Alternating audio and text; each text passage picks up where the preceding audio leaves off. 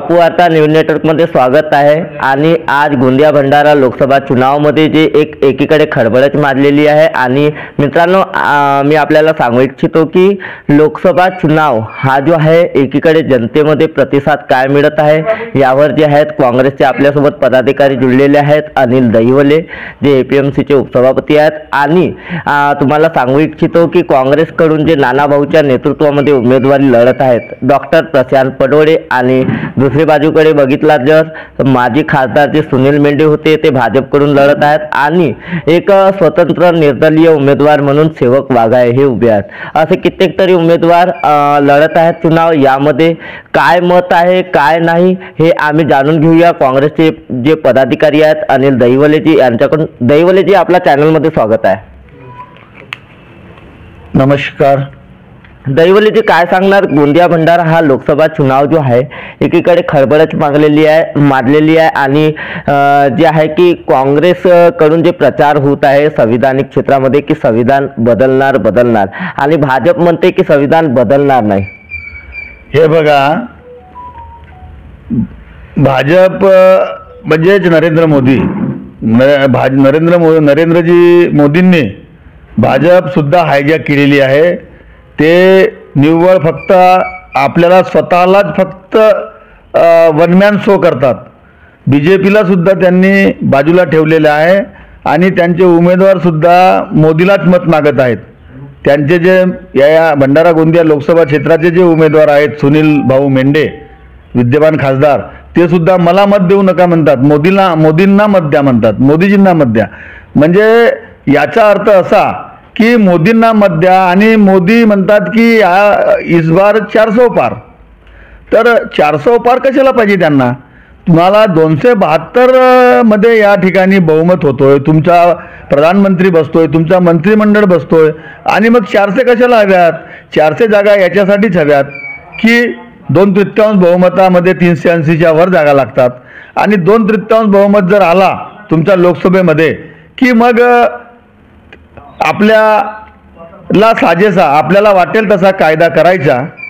आणि जसं रशिया आणि चीनमध्ये जशी जी व्यवस्था आहे तशी व्यवस्था त्या राष्ट्रामध्ये जसं राज्य केल्या जातं तसंच राज्य ह्या भारतामध्ये सुद्धा करायचं आहे त्यांना। म्हणून त्यांना 400 पार पाहिजे।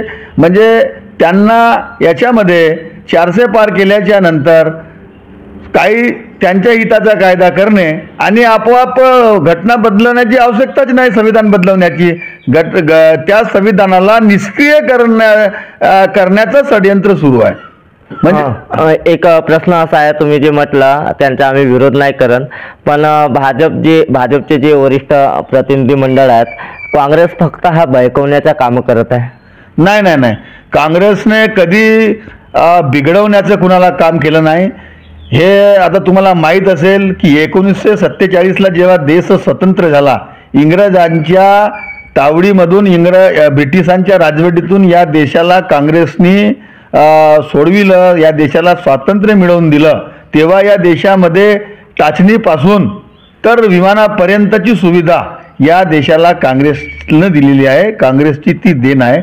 या देशामध्ये जवळजवळ आता 75 वर्ष आपण या ठिकाणी 26 जानेवारीला साजरं केलं, त्यामधून जवळजवळ 56 वर्ष हे काँग्रेसने राज्य केलेलं आहे। मधातला मोरारजी देसाईचा काळ सोडला, चंद्रशेखर, व्ही.पी. सिंग, इंद्रकुमार गुजरालचा आणि काही अटल बिहारी वाजपेयीजींचा 6-7 वर्षाचा कार्यकाळ सोडला, तर ते बाकीचे कार्यकाळ जर मायनस केला तर 56 वर्ष जवळपास या देशामध्ये काँग्रेसने राज्य केलं। पण काँग्रेसने राज्य केल्याच्या नंतर कधी या गोष्टी घटनेच्या आणि संविधानाबद्दलच्या आल्या नाही।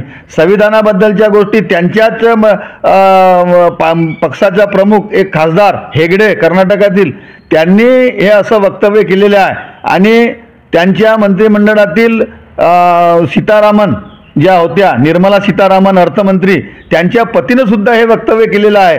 म्हणजे हे काही म्हणजे लपवण्यासारखी गोष्ट राहिलेली नाही। काँग्रेस हे म्हणत नाही, त्यांचाच दाखला देत, त्यांच्याच नेत्यांचा, भाजपच्याच पुढाऱ्यांचा दाखला देत काँग्रेसला, आणि काँग्रेसला तर सोडा पण सामान्य जनतेला सुद्धा याबद्दल फार मोठी शंका आहे आणि शंका येत आहे आणि समोर सुद्धा शंका राहणार आहे. कारण की मोदीजीवर कोणाचाच विश्वास आलेला नाही. ते फक्त एक चांगले ॲक्टर आहेत. झाडीपट्टी रंगभूमीवर जसा खलनायक काम करतो तशा पद्धतीचा त्यांचं ते जे रोल आहे तशा पद्धतीचा रोल ते आपलं किरदार निभावतात आणि त्या पद्धतीनं बोलतात. किती आता तुम्हाला माहीत आहे 2014 पासून ते किती खोटे बोलले, किती ते म्हणजे त्यांनी आपल्या खोटे बोलण्याचा जुमला म्हणून समर्थन केलेलं आहे आणि आता जुमल्याचं त्यांनी गॅरंटी आणलेलं आहे. गॅरंटीमध्ये ते राहुल गांधीचा गॅरंटी शब्द त्यांनी चोरलेला आहे. जे कर्नाटक राज्यामध्ये निवडणुकीमध्ये 6 गॅरंटी राहुल गांधीजींनी दिली होती आणि तिथं सत्ता आल्याच्या नंतर 6 गॅरंटी राहुल गांधींनी पूर्णपणे केली आणि तेच गॅरंटी शब्द आता माननीय मोदीजी यांनी सुरू केलेला आहे. परंतु त्याही पलीकडे जाऊन राहुल गांधीजींनी आणि खरगे साहेबांनी, आमचे राष्ट्रीय अध्यक्ष काँग्रेसचे, त्यांनी जो त्यांच्या सहीनी एक कार्ड छापलेला आहे, गॅरंटी कार्ड, आणि त्या गॅरंटी कार्डमध्ये 25 न्याय गॅरंटी दिलेली आहेत. त्या 25 न्याय गॅरंटी त्यांनी एक प्रकारे स्टॅम्प पेपरवर कोणी लिहून देतात तशा पद्धतीचं लिहून दिल्यासारखे गॅरंटी आहे. आणि काँग्रेसची सत्ता आली तर त्या 25 गॅरंटी, मग त्याच्यामध्ये श्रमिकांची गॅरंटी आहे, महिलांबद्दल गॅरंटी आहे, बेरोजगाराबद्दल गॅरंटी आहे, महागाईबद्दल गॅरंटी आहे, शेतकऱ्यांबद्दल गॅरंटी आहे. जे सर्व या देशातील ग्रामीण जो कणा आहे भारताचा मुख्य, त्या सर्व बाबतीमध्ये त्या गॅरंटी आहेत. आणि त्या तुम्ही जर गॅरंटीची गोष्ट केली तर एक प्रश्न असा उभा होत आहे की ग्रामीण भागामध्ये जर पलीकडे बघितला तर जे राशन वाटप होत आहे, सीधा वाटप होत आहे, त्यामध्ये जे महिला भगिनी आहेत त्यांना साड्या वाटप करण्याचा षडयंत्र रचलेला जात आहे. एकीकडे जर राशनच्या माध्यमातून आणि एकीकडे त्यांच्या थैल्यावर बघितला तर रामजीची फोटो आहे आणि नरेंद्र मोदी यांची फोटो आहे. सर्व ही नाटक आहे. रामाच्या नावावर भारतीय राज्यघटनेमध्ये संविधानाने या देशामध्ये इलेक्शन हे धर्माच्या नावानं करू नये आणि कोणत्याही राजकीय पक्षाने धर्माचा वापर करू नये असं भारतीय संविधानामध्ये नमूद आहे. तरी परंतु हे लोकांना धार्मिक भावनेमध्ये त्यांना गुमराह करून काहीतरी आपल्या पदरात पाळून घेणे धर्माच्या नावावर, अशा पद्धतीचं काम या मोदीजींनी सुरू केलेलं आहे. आणि ते जे राम मंदिरचं जे उद्घाटन ज्यांनी ते केलं तेव्हा त्यांच्या हिंदू धर्माच्या जे मुख्य शंकराचार्य त्यांनी विरोध केला होता की आपणच आपलं जेव्हा घर बांधतो तेव्हा अर्धवट घर असला तर आपण आपल्या घराचं वास्तुपूजन म्हणजे उद्घाटन करत नाही. परंतु यांनी आता रामनवमीला करायला पाहिजे, रामनवमीला करायचं असं म्हटलं शंकराचार्यांनी. तरी पण या मोदीजींनी ऐकलं नाही. कारण की रामनवमीमध्ये आचारसंहिता लागणार होती, लोकसभेची मुदत संपणार होती, म्हणून त्यांना जानेवारी महिन्यातून 22 जानेवारीला ते त्यांना घाईघाईनं उरकून घ्यायचं होतं. आणि एक प्रकारे आपल्या पदरामध्ये एक धार्मिक भावना लोकांच्या सुकावून आपल्या पक्षाला त्याचा लाभ करून घ्यायचा होता. म्हणून त्यांनी ते तसं षडयंत्र पहिलेच रामलल्लाच्या उद्घाटनाच्या बाबतीत रचलं आणि लोकांना गुमराह करण्याचा प्रयत्न केला आहे. काँग्रेस कधी लोकांना गुमराह करण्याचा प्रयत्न करत नाही. 56 वर्ष काँग्रेसने या देशात राज्य केलं, पण या कधी राज्यघटनेच्या बाबतीतल्या गोष्टी आल्या नाही. SC ST OBCच्या बाबतीत कधी अशा शंका घेण्यासारख्या म्हणजे प्रश्न कधी उपस्थित झाले नाही. आमच्या मागे बघा OBCचे 300 काही लोक IAS झाले, त्यांना क्रिमिलेअरचं जे प्रमाणपत्रापायी ते 4 लोकांनी आत्महत्या केल्या. त्यांना IAS होऊनही UPSC पास होऊनही ते लागलेले नाही. आणि यांनी आता कोणतं धोरण अवलंबलं? बिना IAS लोकांनी यांनी कलेक्टर बनवलेलं आहे, म्हणजे मनोनीत कलेक्टर. म्हणजे काय हे आहे, काय सुरू आहे देशामध्ये? म्हणजे गुणवत्तेची कदर आहे का? जो IAS UPSC मध्ये तेवढे कठीण परीक्षा, देशातील नंबर क्रमांक 1ची UPSCची परीक्षा जो मुलगा पास होतो त्याची कदर करायचं नाही. आणि कोणताही आपल्या मर्जीतला त्याला मनोनीत IAS करून त्याला तुम्ही म्हणजे त्याला त्या कलेक्टरचे कामं द्यायचे, COचे काम द्यायचे, IASच्या दर्जाचे काम द्यायचे. हा कुठला न्याय झाला या देशामध्ये? ही तर एक प्रकारे त्या गुणवत्तेची, त्या विद्यार्थ्यांच्या गुणवत्तेची आणि मेहनतीची ती एक प्रकारे विटंबना केल्यासारखं दिसते आहे. एकीकडे शिक्षण फ्री पाहिजे, राशन फ्री नको असा नारा ग्रामीण भागामध्ये लागते, आणि तुम्हाला काय वाटतं? नाही, काय आहे, लोकांना आमच्या आता गॅरंटी कार्डमध्ये राहुलजी आणि खरगे साहेबांनी सही करून आणि बारकोड त्याच्यामध्ये देऊन प्रत्येक नागरिकांना देण्याचं सांगितलेलं आहे. आणि त्या अनुषंगानं त्याच्यामध्ये सुद्धा आता जी रोजगार हमी सुरू आहे नरेगा की तिथं 100 ने 150 रुपये एक प्रकारे रोजी लोकांना मिळते आहे दिवसाची. परंतु या गॅरंटीमध्ये कमीत कमी 400 रुपये रोज त्या व्यक्तीला देऊ असं एक गॅरंटी ह्या 25 गॅरंटीमध्ये माननीय खरगे साहेबांनी आणि राहुलजी गांधी यांनी दिलेली आहे. त्याच्यामुळे 400 रुपये रोजी ही प्रत्येक व्यक्तीला आणि महिलांना मिळणार आहे. आणि 50% महिलांना बाकी गोष्टीमध्ये नोकऱ्यामध्ये सुद्धा आरक्षण देऊ हे सुद्धा त्याच्यामध्ये सांगितलेलं आहे. आणि फ्री राशन मला हे बघा, 400 रुपये जर त्या व्यक्तीला जर रोजी मिळाली, त्याच्या घरचे 2 व्यक्ती असले पती पत्नीने 800 रुपये ज्यांनी जर रोजचे कमवले तर त्यांना महिन्याचा तो 150 रुपयाचा राशन कशाला फ्रीज पाहिजे. फ्रीची संकल्पनाच बंद केली पाहिजे. फ्री राशनची तुम्ही योग्य जर रोजी जर दिले त्या कामगाराला तर तो फ्रीची अपेक्षाच करणार नाही. तो आपला 400 रुपयाचा महिन्याचा 500 रुपयाचा खर्च करून तो राशन घेईल. म्हणून हे फ्री राशन काय मोदीजी बनी आहेत. एक प्रकारे 1 लाख रुपये एका नागरिकाच्या खिशातून GSTच्या मार्फत हे घेऊन जातात आणि 6000 रुपये त्याला फक्त 6000 रुपये देऊन सन्मान निधी, पंतप्रधान सन्मान निधी म्हणून त्याची बोडवण करतात. 1 लाख रुपये तुम्हाला सांगतो, 1 लाख रुपये कसे GSTच्या माध्यमातून 18% GST घेतात.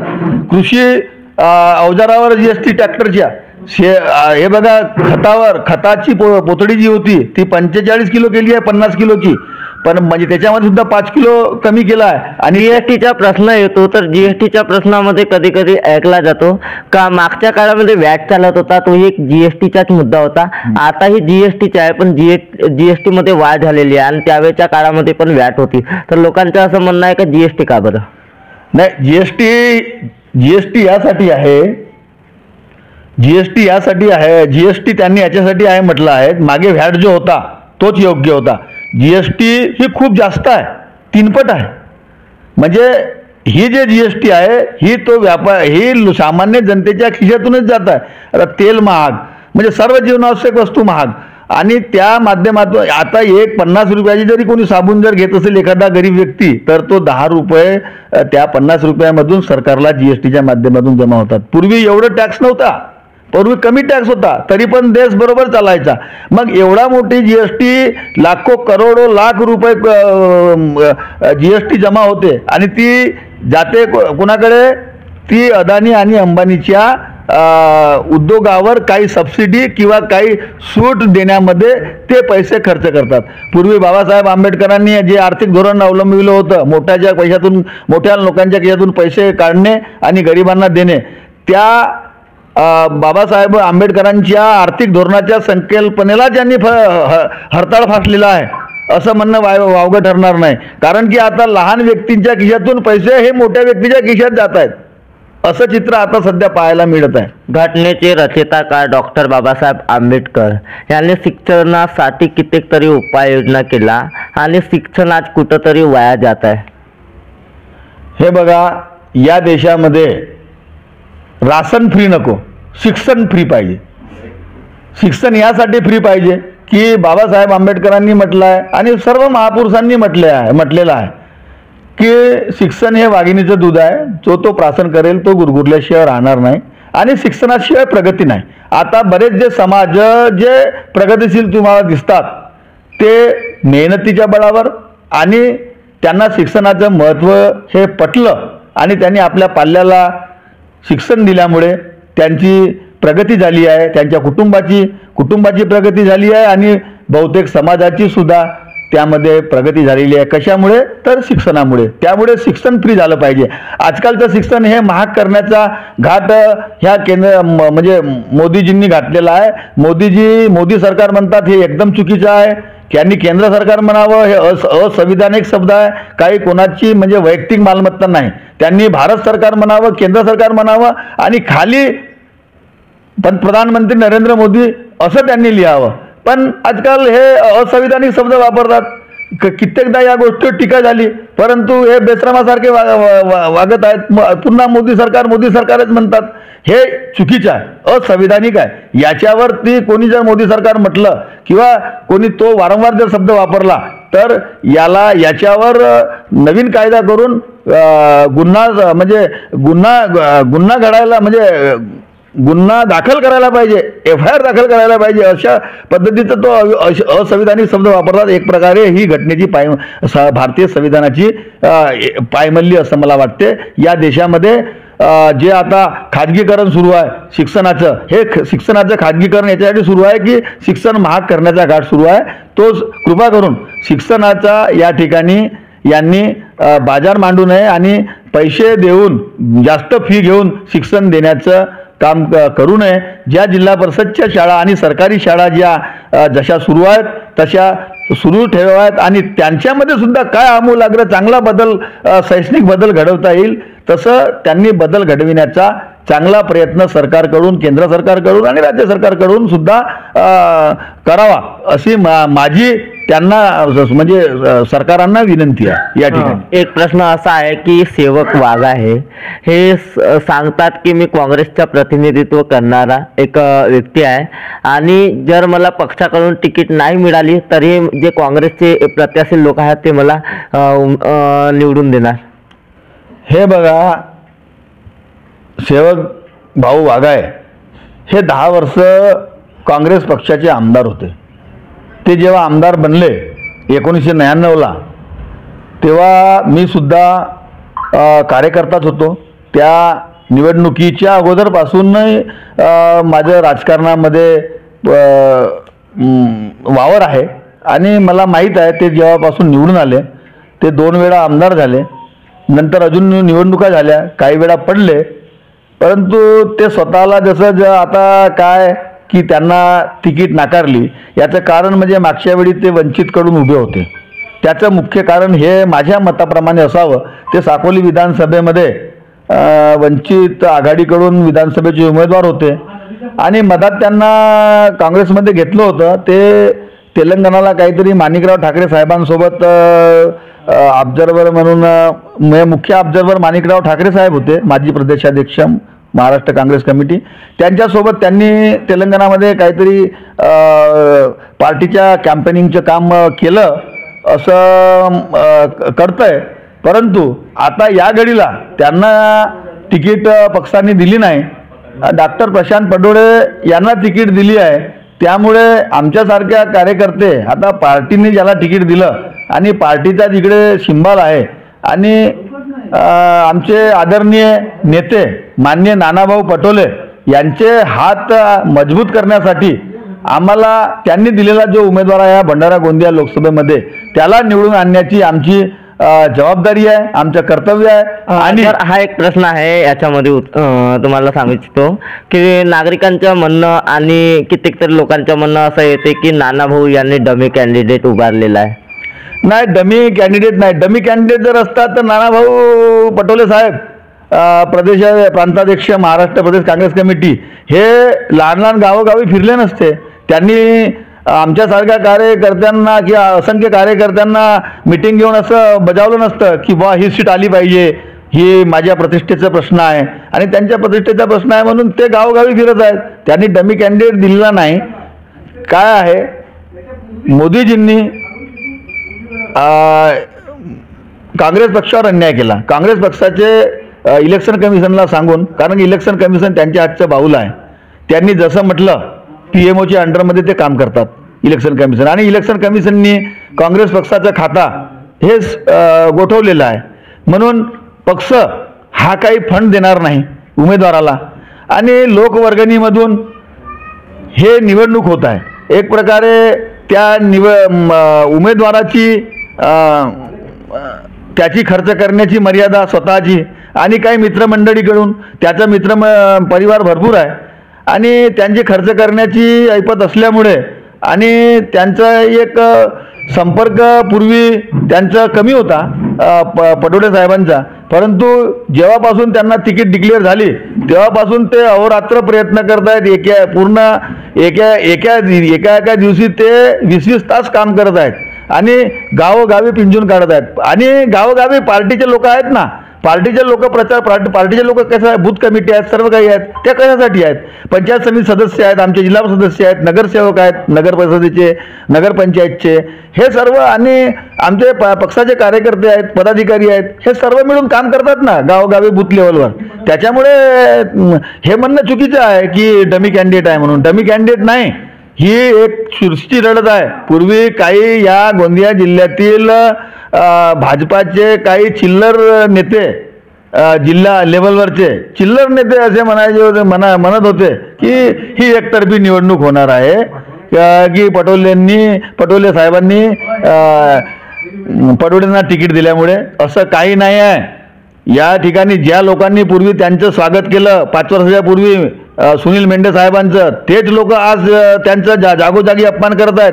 यावरून काय संदेश जातो लोकांमध्ये की पराभव अटळ आहे आणि प्रशांत भाऊ पडोळे आणि सुनील भाऊ मेंढे अशी दुहेरी लढत आहे. ह्या दुहेरी लढतीमध्ये कोणी किती दुसरा व्यक्ती जरी मत खाण्याचा प्रयत्न करेल, परंतु तरी पण विजय हा काही का मतदान असे ना, 10,000 येऊ या लाखानं येऊ, परंतु प्रशांत यादवराव पडोळे हे निवडून येतील. त्यांच्या वडिलांचा सुद्धा एक प्रकारे राजकीय वलय त्यांच्या पाठीमागे आहे. त्यांच्या वडिलांना सुद्धा ओळखणारे आणि त्यांच्या वडिलांना सुद्धा मानणारा वर्ग या भंडारा गोंदिया जिल्ह्यात खूप आहे.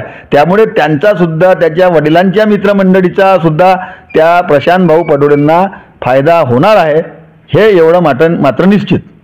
मित्रांनो, थेट आपल्यासोबत अनिल भाऊ दहिवले जे आहेत, मोरगाव अर्जुनी तालुक्याचे प्रदेश प्रतिनिधी, महाराष्ट्र काँग्रेस कमिटी जी आहे, प्रदेश कमिटी, तिथून ते प्रतिनिधी मंडळातून आपल्यासोबत जुळलेले होते. तसेच कृषी उत्पन्न बाजार समितीचे जे आहेत उपसभापती आहेत, त्यांनी थेट जे आहे आपली बाजू ठेवलेली आहे. काँग्रेस जे पदाधिकारी आहेत, काँग्रेसचे जे कार्यकर्ते आहेत, त्यांच्या मनामध्ये जे वहम चालत होते त्याबद्दलही, भाजपबद्दल काय बोलले व जे सेवक वाघाळे आहेत त्यांच्याबद्दल काय बोलले ते तुम्ही बघितल्या. थेट आमच्या चॅनलला सबस्क्राईब करून बेल आयकॉनवर प्रेस करा. गोंदियावरून देवेंद्र दमाय.